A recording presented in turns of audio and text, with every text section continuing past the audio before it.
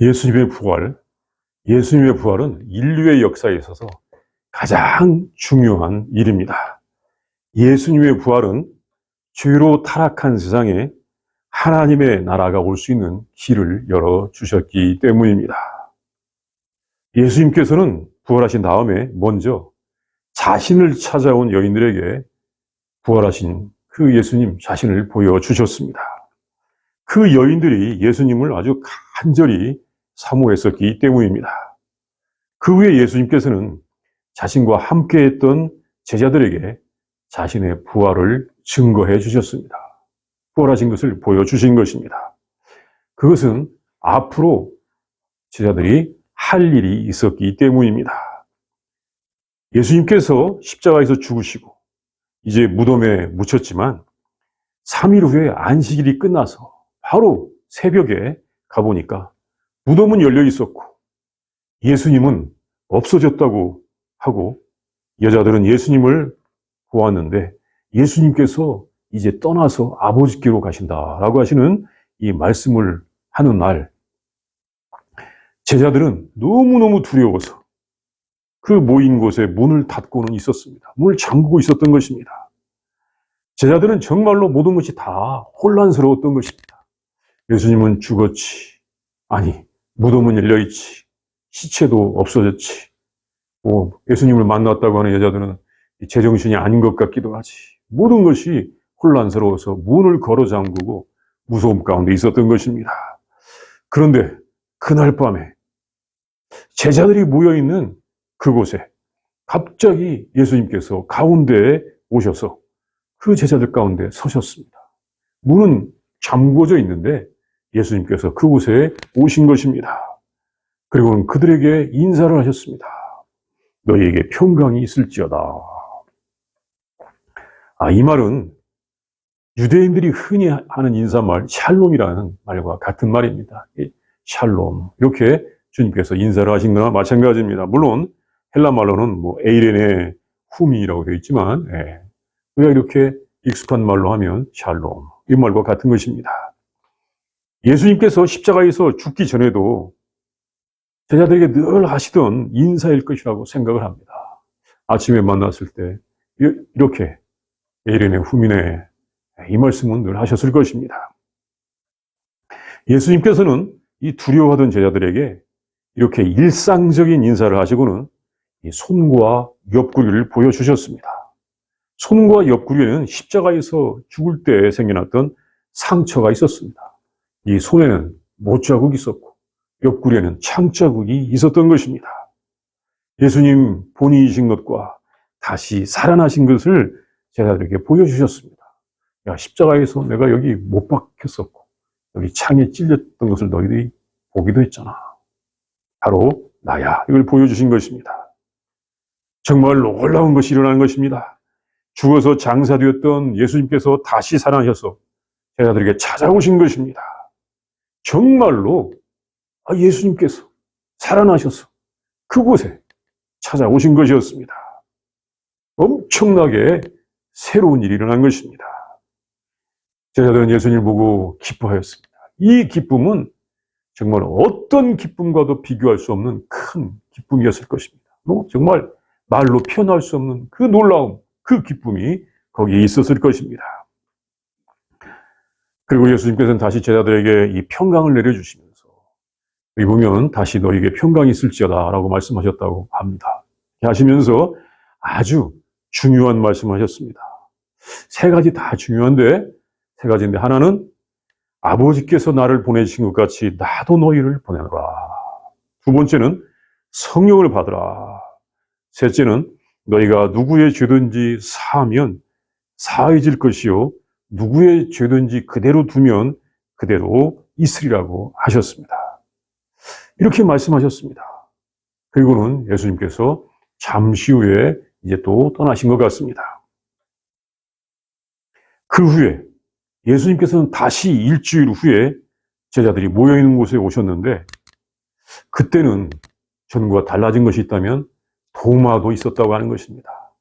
처음에 예수님께서 오셨을 때는 그곳에 다 있었던 것은 아니었습니다. 도마가 없었고 다른 사람들도 없는 사람이 있었을 것입니다. 그래서 도마는 나중에 그 말을 듣고, 야, 내가 어떻게 그것을 믿어? 나는 예수님의 이 손에 이 못자국에 내 손가락을 넣어보고 예수님의 이 창자국에 내 손을 넣어보지 않고는 믿을 수가 없다라고 도마가 이렇게 말은 할 적이 있었는데, 예수님께서 그 일주일 후에 다 모여있을 때, 도마도 있었을 때 그곳에 오셔서는 도마에게 이렇게 말씀하셨죠. 너 내 손에 손가락을 넣어보고 내 옆구리에 네 손가락을 넣어보라고 주님께서 이렇게 말씀하셨던 것입니다. 그래서 도마가 그 말씀을 듣고는 그렇게 하지는 않고 나의 하나님, 나의 주님 이렇게 이야기를 했습니다. 도마에게도 예수님께서 자신을 보여주셨습니다. 이때 도마는 예수님께 나의 주님이요, 나의 하나님이라고 이렇게 고백을 했던 것입니다.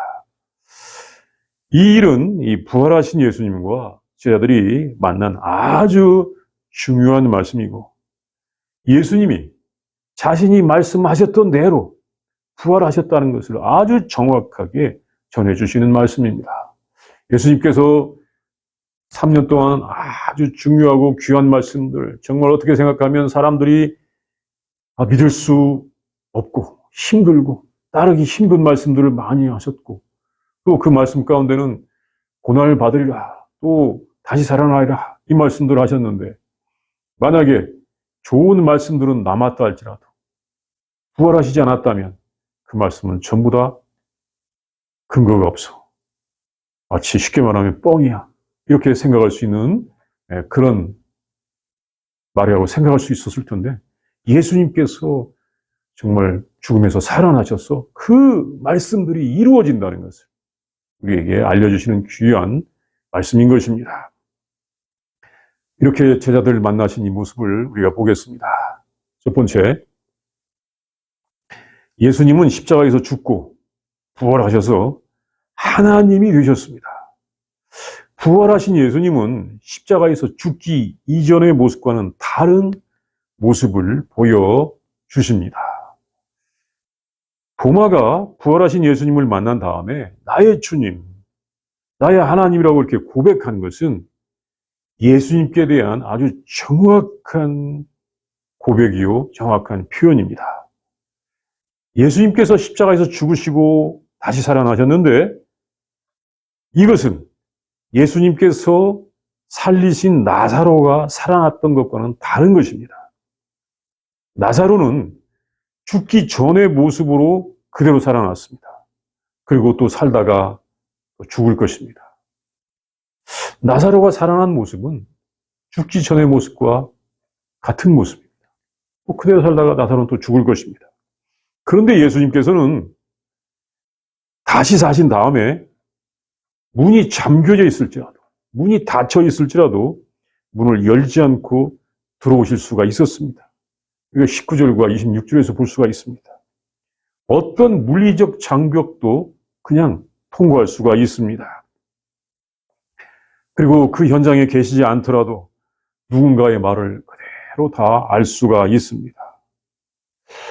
도마가 말을 한 장소에 있지 않으셨지만 그의 말을 다 알고 있었던 것입니다. 이것은 우리의 육체의 한계를 넘어선 것입니다. 예수님의 몸은 죽음 이후에 변화가 되어 있었습니다. 구약에서 예언한 대로 썩지 않고 변화가 되어 있었던 것입니다. 놀랍게 변화가 되어 있었습니다. 예수님의 몸은 이전의 몸의 그런 그 성질이 아니었습니다. 몸의 이 성질이 변화되었다고 할 수가 있습니다. 부활한 몸을 신령한 몸이라고 하는 경우도 있습니다. 고린도전서 15장 44절에 보면 신령한 몸이라고 그렇게 말하기도 하는데 그런 모습으로 변화되어 있었던 것입니다. 예수님은 십자가에서 죽고 부활한 후에는 이제 인간의 이 육체, 인간의 몸의 한계를 벗어난 존재가 되었습니다. 영적인 몸이라고 할 수가 있는 것입니다. 제자들이 그분이 예수님이시오, 예수님이 맞아 라고 하는 그 정체성, 예수님의 정체성은 알 수 있는 몸을 가지고 있기는 하지만 더 이상의 고통이나 유혹을 느끼거나 뭐 음식이나 집이나 뭐 차가 필요한 몸은 아니고 하나님의 나라에서 영생하는 그런 몸을 가지신 것입니다. 그러니까 죽은 다음에 그분이 분명히 예수님 맞아. 그 예수님이라고 하는 정체성을 분명히 알 수는 있습니다. 그러나 그 몸은 어떤 음식이나 어떤 맨션이나 뭐 페라리 차가 필요한 것은 아닙니다. 옛날에 어떤 분이 천국 갔다 와가지고 이 천국에 자기 집에는 뭐 맨션이 있고 페라리 차가 있다고 하는 것을 쓴 적이 있었는데 그건 정말로 어떤 잘못된 그런 상상을 한 것이었죠. 예수님 몸은 변화된 몸이었던 것입니다. 그것이 나중에 우리들에게도 주어질 몸이 되는 것입니다. 두 번째, 부활하신 후에 예수님은 창세전에 가졌던 하나님의 아들의 영광을 보여주면서 하나님으로서 세 가지를 명령하셨습니다. 세 가지를 말씀하셨습니다. 예수님께서는 부활하신 후에 제자들에게 아주 중요한 세 가지를 말씀하셨습니다. 이것은 제자들을 세상에 보내신다는 것과 성령을 받으라는 말씀과 또는 죄를 용서하는 권세를 주셨는데 이것은 다 하나님께서 하시는 일이었습니다. 물론 예수님께서 십자가에서 죽으시기 전에도 제자들과 함께 있을 때도 이 말을 하신 적이 있었습니다. 예수님께서 제자들을 보내서 전도 실습을 하게 하신 적도 있었습니다. 우리가 이 마태복음 10장 이런 말씀에서 예수님께서 전도 실습하러 제자들을 보내시는 것을 볼 수도 있습니다. 또 예수님께서 성령에 대하여 말씀하시기도 하셨고 또 죄를 용서하라고도 하셨습니다. 그런데 그때와는 다른 그런 위상으로서 말씀을 하셨습니다. 부활 전에는 사람들이 예수님을 주로 이 선지자로 불렀습니다. 엘리야 선지자도 그런 일을 했다고 생각하였기 때문입니다. 그런데 부활 후에는 선지자가 아니라 하나님이 되셨습니다. 하나님으로서 이 세 가지를 말씀하셨습니다. 예수님께서는 자신이 항상 이 하나님으로부터 보냄을 받은 자라고 말씀하셨습니다. 특별히 이 요한복음에 보면 예수님께서 하나님을 가리켜서 나를 보내시니 이 나를 보내시니라고 아주 자주 말씀하셨습니다. 우리가 이 7장, 12장 이런 말씀에서 예수님께서 다른 사람들과 특히 유대인들과 이 말씀하실 때 나를 보내시니라고 자주 말씀하셨는데 이렇게 예수님을 누가 보내셨던 것입니다. 예수님이 그걸 알고 있었던 것입니다. 하나님께서 보내셨던 것입니다. 하나님께서 예수님을 보내셨습니다. 이제는 예수님이 보내십니다. 예수님이 하나님이신 것을 알려주신 것입니다.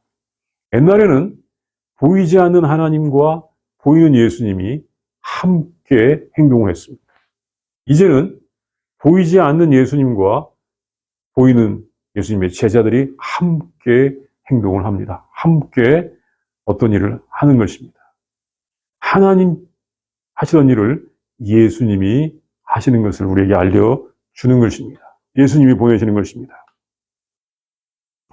예수님께서 이렇게 보내신다는 말씀은 예수님께서 승천하실 때 하신 이 말씀, 지상 대명령, 너희는 가서 모든 민족을 제자로 삼아 아버지와 아들과 성령 이름으로 세를 베풀고 내가 너에게 명령한 모든 것을 가르쳐 지키게 하라. 이 말씀 마태복음 28장 마지막 절에 나오는 이 말씀과 같은 말씀입니다.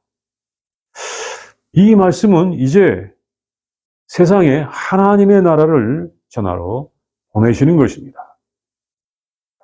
또 예수님은 또한 성령을 받으라고 하셨습니다. 이렇게 숨을 내쉬면서 성령을 받으라고 말씀하셨는데 이것은 하나님께서 태초에 흙으로 사람을 만드시고 그 코에 생기를 불어 넣을 때를 상징하는 것처럼 보입니다. 그 코에 생기를 불어 넣었다. 그걸 상징하는 것처럼 보입니다. 성령은 예수 그리스도의 영이라고도 할 수 있습니다. 하나님께서 예수님의 이름으로 주시는 영입니다. 이렇게 성령을 받으라고 말씀하시는 것은 이제 예수님께서 하나님이시라는 것입니다. 그리고 우리가 이 흙덩어리가 아니고 사람이 생명이 되어야 되는 것처럼 우리가 예수님께서 주시는 성령을 받아야 영생하는 하나님 나라의 백성이 되는 것을 말씀해 주시는 것입니다. 그래서 우리는 이제 성령을 받아야 하는 것입니다. 그 성령은 어떻게 받느냐? 우리가 예수님의 말씀을 잘 읽고 또 믿는 중에 우리 하나님께서 성령님을 우리에게 받게 주시는 것입니다. 예수님께서 이렇게 성령을 받으라고 하시는 말씀도 승천하실 때 하신 말씀, 오직 성령이 너희에게 임하시면 너희가 권능을 받고 예루살렘과 온 유대와 사마리아와 땅끝까지로 내 증인이 되리라고 이렇게 말씀하셨는데, 그 말씀과 함께 부활하신 예수님을 통하여 어둠과 질서를 극복하신 왕, 그 예수님을 온 세상에 전하라고 하시는 말씀인 것입니다. 그렇게 보내는 말씀인 것입니다. 성령을 받으라. 이제 예수님이 이것도 보내시는 말씀으로써 온 세상에 하나님의 나라가 가득하게 하라 라고 하시는 말씀으로 우리는 알 수 있습니다. 또 예수님께서는 너희가 누구의 죄든지 사하면 사해질 것이요 누구의 죄든지 그대로 두면 그대로 있으리라고 하셨는데, 이것은 제자들에게 죄 용서의 권세를 주신 것입니다. 죄를 용서하시는 권세는 전통적으로 하나님만이 행하시는 권세였습니다. 우리가 이것을 마가복음 2장에서 그 유대인들이 하는 이 수군거림을 통하여 알 수 있습니다. 아니, 어떻게 죄를 용서할 수 있어? 네, 이렇게. 전통적으로 하나님만이 행하시는 권세였던 것입니다. 그 권세를 예수님께서 행하셨고, 이제는 제자들에게 주셨습니다. 제자들에게 주셨습니다. 예수님께서 이 죄 용서의 권세를 주심으로 말미암아 이제는 이 제자들, 사도들은 사람들의 죄를 용서할 수 있는 권세를 받게 되었습니다. 예수님의 제자들은 사람들의 죄를 용서하는 권세를 받게 되었다는 것입니다. 사실 이것은 예수님께서 일찍이 가르쳐 주신 기도, 이 주기도에서도 알려주신 말씀이었습니다. 우리가 우리에게 잘못한 사람을 용서하여 준 것 같이, 이렇게 우리가 다른 사람의 죄를 용서하면 하나님께서 그 죄를 기억하시지 않는다는 말씀이죠. 그리고 예수님께서 이 세상에 심판하러 오신 것이 아니라 구원하러 오셨다고 하셨는데, 이 3장 17절에서 볼 수가 있죠. 요한복음 3장 17절, 18절에서 구원하러 오셨다고. 이것을 적용하기 시작한 것입니다. 예수님께서 십자가에서 죽으시고 부활하셔서 이렇게 하나님의 권세를 행하시기 시작하였다는 말씀인 것입니다.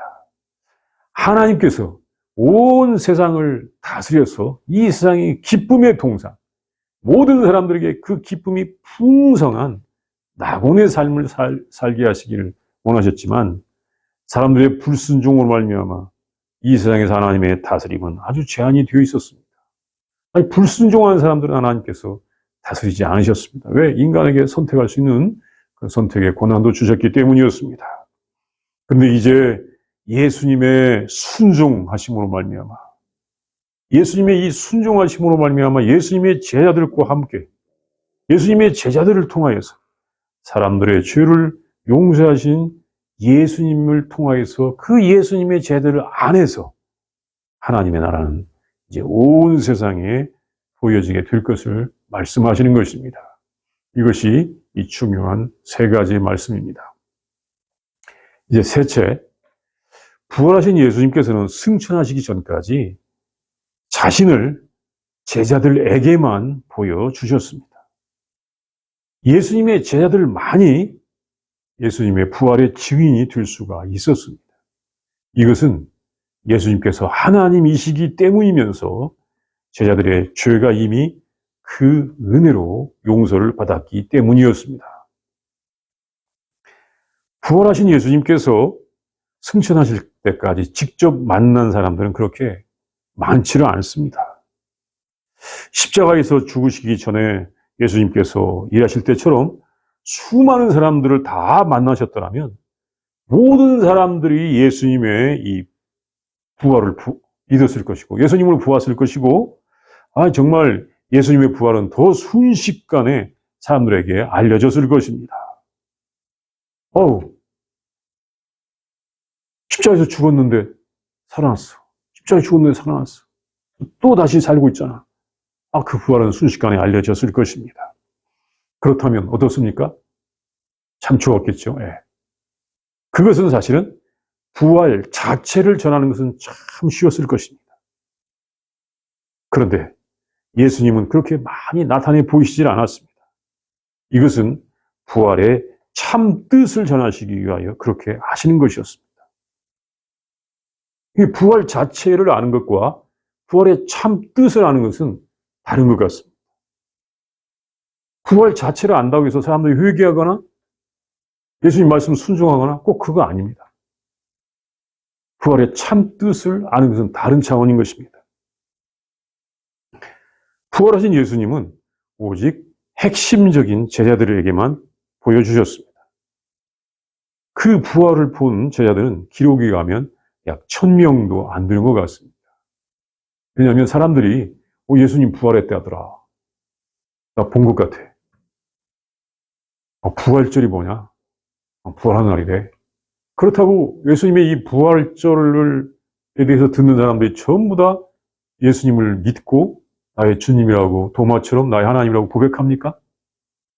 부활의 참 뜻이 무엇인지를 아는 것은 별개의 일인 것입니다. 예수님께서 이렇게 자기 자신을 모든 사람에게 보여주시지 않은 것은 그것은 성경의 아주 일괄적인 그런 말씀인데 사람들은 하나님을 직접 볼 수가 없기 때문입니다. 내가 하나님을 보고 싶다고 마음대로 하나님을 볼 수가 있습니까? 볼 수 있는 것이 아닙니다. 모세가 이것을 잘 대변해 주었습니다. 자연적인 사람이 하나님을 보면 죽는다. 심지어 모세도 하나님을 볼 수가 없었던 것입니다. 그러니까 이 출애굽기 33장 20절 그 말씀이 참 그렇게 중요한 말씀일 수가 없습니다. 하나님 얼굴을 보여주세요. 하나님 보고는 살 사람이 없어. 하나님께서 안 보여주셨던 것. 그 말씀 참 맞습니다. 그래서 심지어 모세도 하나님을 볼 수가 없었던 것입니다. 요한일서 4장에서도 하나님을 본 사람은 없다고 아주 확실하게 증언해 주었습니다. 아마 사람들은 이 죽은 다음에 죄의 몸을 벗을 때 하나님을 볼 수 있을 것입니다. 세상에 이 죽었다가 살아나는 경험, 임사체험을 한 사람들이 있다고 하는데 적지는 않습니다. 꽤나 있어요. 예. 왜 나는 안 봤을까? 그렇게 생각할 필요는 없지만 꽤나 있습니다. 왜냐하면 그 죽었다 살아난 것 고통스러운 순간이기 때문에 너무 임사체험을 막 그렇게 간절히 하고 싶어 할 필요는 없습니다. 근데 그분들의 증언을 보면 이 죽었다가 돌아온 분들도 하나님을 본 것 같지는 않습니다. 밝은 빛을 보고 왔다고는 그렇게 말을 합니다. 사람들은 부활하신 예수님을 볼 수가 없었습니다. 예수님께서 하나님이 되셨기 때문입니다. 예수님께서 병을 고쳐주실 때 만났던 사람들도 아직 죄 가운데 살고 있기 때문에 더 이상 예수님을 볼 수는 없었던 것입니다. 그런데 예수님께서는 그 예수님의 부활을 증거하고 부활의 참 뜻을 전할 증인이 필요했습니다. 그 증인을 보내야 됩니다. 그래서 부활하신 후에 제자들에게 오셔서 인사를 하시고 가장 먼저 하신 말씀이 보내신다는 말씀이었습니다. 부활을 본 것, 목격한 것은 이제 증인이 되는 막중한 사명을 받은 것을 말씀하는 것입니다. 그리고 예수님께서는 제자들에게 이 자신을 보여주신 것은 제자들의 죄 용서를 받았다는 것을 알려주신 것입니다. 예수님께서 보여주신 것은 두 가지 깊은 뜻이 있어요. 첫째는 하나는 사명이 있다는 거예요. 보내신다는 것입니다. 부활의 증인이 되라. 사명이 있다는 것하고 두 번째는 죄 용서를 받았다라고 하는 깊은 뜻을 알려주시는 것입니다. 제자들, 예수님께서 만나주신 제자들은 그들은 이미 죄 용서를 받은 것입니다. 예수님께서 그들의 죄를 용서하신 것은 예수님께서 이 최후의 만찬 자리에서 그들의 발을 씻겨 주실 때 하셨던 말씀을 통하여 잘 알 수가 있는 것입니다. 13장 10절에 보면 너희들은 이미 목욕을 하였다. 제자들의 죄를 우리 예수님께서 다 용서해 주셨던 것입니다. 물론 십자가에서 확증을 해 주셨습니다. 이것은 예수님의 제자라고 하는 그 공로 때문에 그렇게 된 것이 아니고 예수님께서 은혜를 베풀어서 그렇게 해 주신 것이었습니다. 물론 예수님의 제자로서 예수님을 따라다녔던 그 공로 없는 건 아니었습니다. 그러나 그 제자들의 믿음이라는 것이 이렇게 예수님의 부활의 증인이 되기 전까지 여기 보면 나오듯이 제자들이 예수님의 부활도 믿지도 못하고 있었다고 하지 않습니까? 그러니까 제자들이 공로 때문에 예수님께서 그 제자들의 죄를 용서해 주신 거야. 그거라고는 할 수가 없는 것입니다. 예수님께서 그들에게 은혜를 베풀어 주셨던 것입니다. 사실 예수님께서는 이 감람산에 가시면서 최후의 만찬 후에 감람산에 가시면서 제자들에게 이 사실을 이미 말씀하셨습니다. 십자가 후에 일어날 일을 말씀하셨는데 14장 19절 말씀을 보면 14장 19절에서 볼 수 있는 말씀을 보면 조금 있으면 세상은 다시 나를 보지 못할 것이로되 너희는 나를 보리니 이런 내가 살아있고 너희도 살아있겠습니다. 이 말씀하셨는데 예수님께서 죽으신 다음에 부활하셔도 세상 사람들은 예수님을 볼 수가 없다는 것을 말씀하신 것입니다. 예수님께서 살아계시고 제자들도 살아있지만 세상 사람들은 예수님 볼 수 없다고 이미 말씀하셨습니다. 그리고 제자들은 본다고 말씀하셨죠. 예. 그리고 이 16장 16절 말씀 조금 있으면 너희가 나를 보지 못하겠고 또 조금 있으면 나를 보리라 이 말씀을 하셨고 이 말씀은 나를 보리라 이 말씀은 이제 제자들에게 오셔서 보여주시겠다고 하신 말씀인데 이것은 그 앞에 있는 말씀과 약간 모순이 되는 말씀처럼 보이기도 하는 것이 있습니다. 이 10절 말씀에 보면 16장 10절 말씀에 보면 의에 대하여라 하면 내가 아버지께로 가니 너희가 다시 나를 보지 못함이요. 너희가 다시 나를 보지 못한다. 이렇게 직전에 말씀하시고 잠깐 후에는 이제 내가 다시 온다. 와서 또 너희가 나를 본다. 이렇게 말씀하셨던 것입니다. 이것은 뭐냐면 죄가 있는 우리는 하나님이신 예수님을 볼 수가 없지만 죄가 있는 사람들은 하나님이신 예수님을 볼 수가 없지만 죄 용서를 받은 사도들은 볼 수 있다고 하는 말씀이었던 것입니다. 부활하신 예수님께서 제자들에게 나타나시고 그들에게 자신을 보여주신 것은 그들의 죄가 예수님의 은혜로 용서를 받았다는 것을 말씀하시는 것입니다. 그리고 그들에게 사명이 있다는 것을 말씀하시는 것입니다. 이것이 예수님의 부활을 보는 제자들에게 주신 예수님의 말씀이었던 것입니다. 너희들에겐 사명이 있다. 너희들의 죄는 용서받았기 때문에 지금 나와 이렇게 만날 수가 있고 볼 수가 있는 것이다. 예수님의 부활은 이렇게 우리들에게 하나님이 되신 예수님과 하나님의 나라가 무엇인지를 보여주는 것입니다. 그리고 그 나라는 이렇게 부활을 통하여 오게 되는 것을 알려주는 것입니다. 이 부활의 능력이 가득한, 그래서 우리가 예수님을 만나고 또 예수님의 증인이 되는 그런 우리 모든 성도들이 다 되기를 바랍니다. 이 시간도 함께 기도합니다. 먼저 상상합니다. 본문의 말씀을 상상하는데 제자들이 엄청난 두려움 가운데서 문을 잠그고 있는데 그 가운데 예수님께서 딱 나타나셔서 그것도 밤중에 예수님께서 나타나셔서 제자들에게 너에게 평강이 있을지어다 라고 말씀하시면서 정말 제자들에게 이 자신의 이 손과 옆구리를 보여주시고 또 너에게 평강이 있을지어다 말씀하시고 사명을 주시는 말씀, 이 본문의 말씀을 우리가 상상해 봅니다. 그리고 또 일주일 후에 또 제자들에게 오셔서 도마에게 또 이 손과 옆구리를 보여주시는 그 말씀, 그 모습, 도마가 나의 주님이요 나의 하나님이시라고 이렇게 고백하는 그 모습을 우리가 상상해 보면서 이 말씀을 묵상하겠습니다.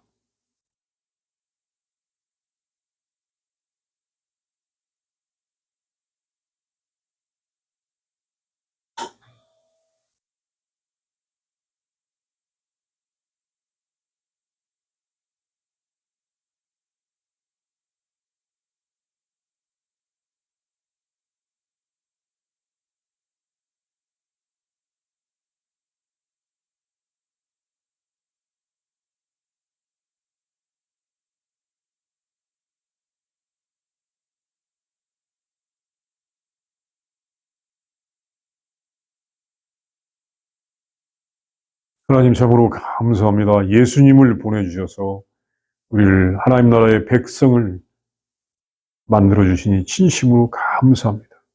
하나님, 우리가 예수님의 이 부활의 능력과 부활의 은혜와 참 뜻을 알게 하여 주시옵소서.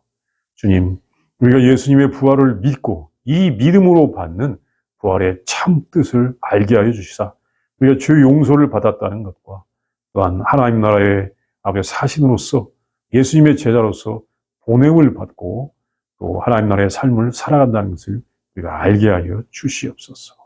하나님, 부활의 참 뜻을 아는 우리들이 다 되도록 인도하여 주시옵소서.